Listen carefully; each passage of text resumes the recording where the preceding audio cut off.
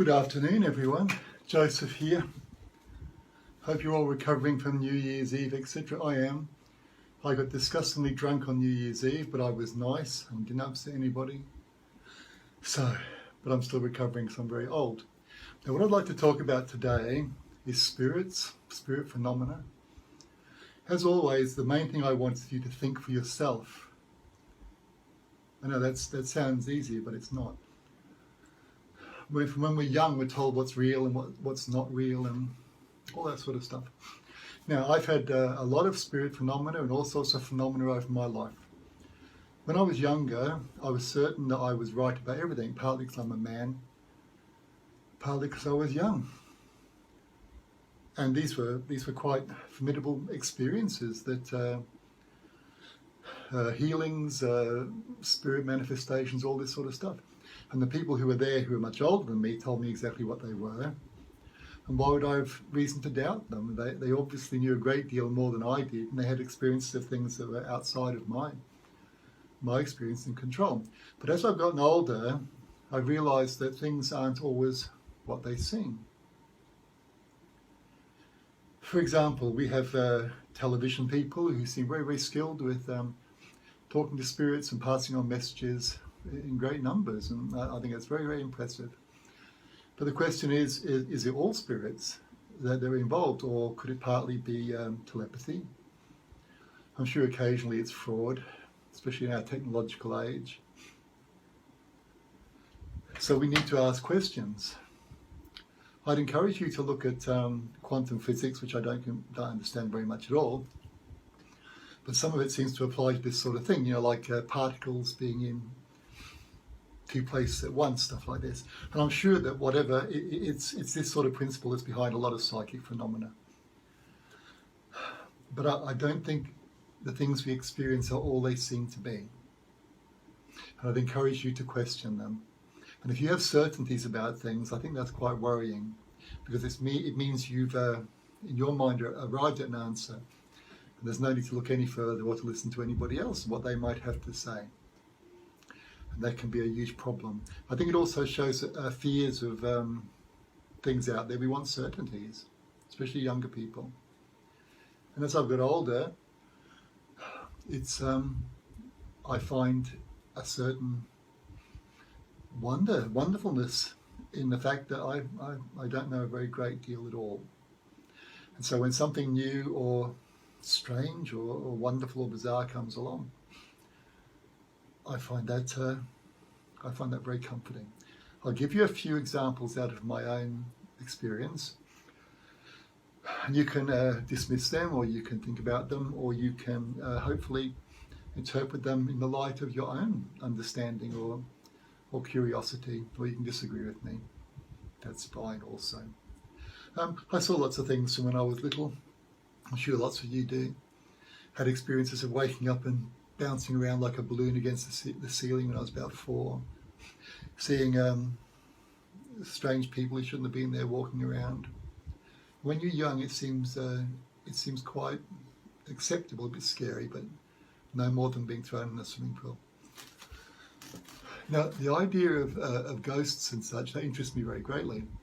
Now, interestingly enough, it seems to have a cultural aspects to it. In ancient Greece and Rome, the only real mention of ghosts were to do with people who've either been murdered or people who had received funeral rites that were not correct. And so they come down to have words with people and tell them how wrong they've done. And also with the Shakespearean times, vengeful ghosts mainly. And if you go to Asia today, there's many cultures that believe in hungry ghosts and ghosts that must be appeased. In the West, we have a very specific view of ghosts, etc. So what I'm saying is we could be perceiving something that's quite real, but the way it manifests itself and the way we perceive it has cultural overtones to it. The way that we see things. I don't know if you read much about Tibetan Buddhism, but that seems to have its beginnings in shamanism and Buddhism, of course. And they're familiar and accepting of strange phenomena. And I'd encourage you to look at YouTube and see some of the oddities. And actually in other cultures too, you'll find these miraculous happenings, miraculous things. What are they? Well, we have to think about that, don't we? Now, I'm going to tell you about some of my experiences of spirits, of the dead, or whatever. Okay, now, I had a brain injury in the early 90s, though you'd never think so, considering how witty and urbane I am, but it's true. And it affected me in many ways. And with my work, with my medium work, it altered it. I was no longer to hear or to feel messages from people who died. Now, I'm going to talk about them as people who died because this is my perception of them and this is what I believe to be true in a great deal of the situations. But I found since then that I can use my mirror. I'll call it a scrying mirror, but it has many other uses. I use it in a way that I call bringing the dead. Now, with my mirror generally, I'll have to talk more about that. It's a very old image, the mirror. I mean, the first time you ever saw your lovely face as a toddler was in a mirror, and it's a symbol of the soul in our dreams. It's a beautiful thing. But I use it in a sort of symbolic, magical sense. It's a doorway to me. So I open the mirror, and mostly it's for clients to have a look and get a feeling of their future or what's coming. It seems to work consistently. There seem to be consistencies to it from people from all over the world who've never heard of it, different cultures. So it's showing something. Now, in ancient myths and legends, they talk about the land of the dead. They also talk about the ferryman, and putting the coins on the eyes to pay the ferryman and such. The idea being that the land of the dead was an island, in a sense, and we had to sail across the water to get there. Actually, the Romans thought that Ireland, the country, was the land of the dead also. I mean, so there's this idea of having to cross water, to cross a barrier. Now, I'll tell you a couple of my experiences. Right. My father was a very bad man. He'd been in the death camps as a gypsy. He came home, he'd lost half his body weight, and he was a murderous monster, and he was a terror. And we were very afraid as children. And he inflicted himself on the world. Now, when he died in the late 80s, I think we were all relieved that the world had been spared any more of this man. But then I had to see it, but he wasn't always bad, I mean, he was my dad, and he could be lovely sometimes, and of course you'd see the shadows creep up inside of him. But I had a series of dreams. And in the dreams, I was sat in a little boat, and I was moving forward through mist, very dense mist. And I came out the other side, and I can see high mountains in the distance, and there's a heavy forest, and it comes down to some grass on the edge of the water. And there's my father. And I get out of the boat, and he's as he would have been, I think, if he'd never been in Hitler's camps. He came up to me and he gave me a hug, and I could smell his hair, and I could feel the wind on my face and the sun. And he said, "Come and look what I've built." And we walked up to the edge of the forest, and there was this hideous cottage. He was famous in life for making hideous, shitful things. And we laughed about it. And he said, "Let's have a cuppa." We had a cup of tea. And we sat and we talked, and I felt very tired. And then I woke up. I had the same dream in slight variations another 3 times. The last time, in the distance, I could see people walking up the edge of the forest, and I waved to them, and they waved back to me. And that's the last time I've dreamt of him. Now, this has been a common theme in my work, and also in things I've read. This idea of crossing the water, and there we have where the dead are.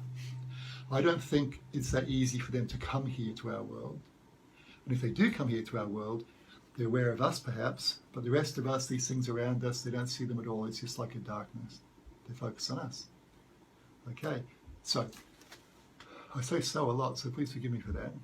So, other clients, people I've brought to this, to look at this, to try and... What I try and do is I try and bring the person they've lost here for about a minute. I can't do it for more than a minute. I use my mirror, and in a sense, I see a doorway, like an old church doorway in the country, and I open it, and there are stairs. It's like, this is all symbolic, but maybe not all. And I walk down the stone stairs, and I come to forest, and I come to the lake. But often as I'm walking down the stairs, I'll feel something rush up the stairs and pass through me. And then I know that the person who's died has come into our world. Now, all I've asked them to do is to give the person who wants to see them a hug, to let them feel them, to let them have a glimpse that they're still there. And usually they do. It can be quite overwhelming. There have been times when there have been disembodied voices and such, but I don't like that. That's just annoying and distracting. Usually it's a sense of the presence or a smell or that sensation of being held and hugged and a feeling of that person very strongly. I feel it also, but I'm in a sense providing the energy to make it happen. And sometimes, particularly with Italian people, I'll feel Nonna stood off to one side looking at me with great disdain. She may be dead, but she still doesn't believe in this rubbish. Then after about a minute or so, I'll shut it down and close the doors off. It seems to bring great comfort to people. The only people it doesn't work with are those who've lost somebody very, very, in the past week or so, and they're in terrible grief. And it's hard for them to even believe that the person they love has gone, has passed away.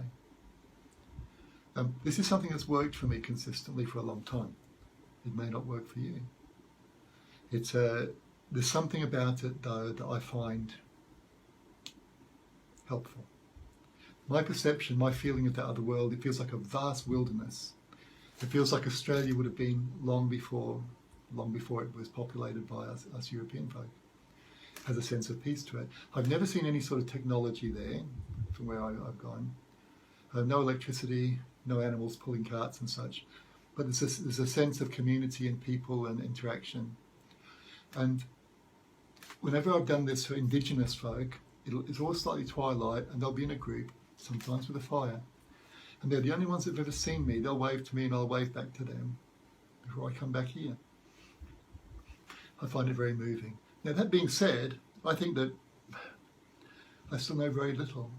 I see myself like somebody who drives people to a zoo in the coach, and I let them out and they're going to have a wander around the edge of the national park or whatever, and I drive them back. I just had consistent views of a tiny little bit of whatever this is out there. But I would encourage you to do your own exploration, to be brave. I don't think we need to be afraid of spirits. I mean, I think some of them are very, very grumpy, and some of them have never existed as human beings. I think there are some spirits who have been here maybe since the beginning of the earth. They'll live in a hill, they'll live in a mountain. And I perceive them like very, very old, grumpy, sleepy tortoises, and all they want to do is be left alone. And then some bastard comes along and builds a house on top of them. They're not happy. And this is where some of this sort of more negative phenomena can come from. They want us to leave them alone. We're like fleas on them. I think that's fair enough. And also, I don't think that there's evil as such. I mean, look at a lion. It will eat you, and yet it's not evil.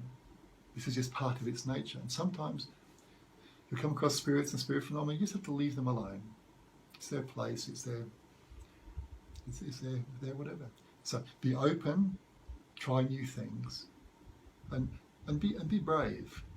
And I'll tell you one more little story. I'm full of stories, especially when I'm drunk. Ask my friends. Sometimes people come to see me because their dog has died, and that can be absolutely distressing if her babies are gone. Now, when I reach out for people to open that door to those who have gone, it's, as I said, the stairs, the door. When I've done it for dogs, it's like reaching out across a plain of grass. And way over in the corner, I'll feel a movement like a trembling, like a vibration. A bit like when you see insects or fireflies in the evening just moving in a... And then all of a sudden the dog's there. You'll feel it brush against your legs. You'll feel something touching you, and it's lovely and very comforting. But once I had a lady come to see me. She was probably 80, and her daughter brought her. Now, the lady's problem was that her daughter's dog had eaten her parrot, Henry. And she was distraught and distressed. She loved Henry. She said, "I've heard what you can do. Can you bring Henry here?" And I thought, "Oh, no." So I said, "I can try," not expecting to have any success at all. So I did my thing, but instead of feeling like grass and plains and such, I could feel like dense forest all around me. Then over in the corner, I felt this trembling, this motion again, this feeling of vibration. And there was Henry. And the lady, my client, said, "Oh, I can feel Henry." She started crying, and she was very, very happy to feel Henry. But after about a minute, I have to shut this stuff down because it's very tiring and it wears me out. So I started to shut it down, and I told her I was doing this. But Henry started to feel more agitated and annoyed, and the vibration got stronger and stronger and stronger. And then I felt something grab my nose. It didn't hurt at all, but something grabbed my nose. And I said, "Henry's biting my nose." And she said, "Oh, yes, that's Henry." And it took about an hour for the feeling to go away completely. And I will never, ever, ever do this stuff for birds or bitey things, dogs aside. So it's been nice to talk to you again. Now, I'm going to put my glasses on. As you know, I'm very technological. Here's my magic thingy. I wish blessings on all of you. I'll do it again.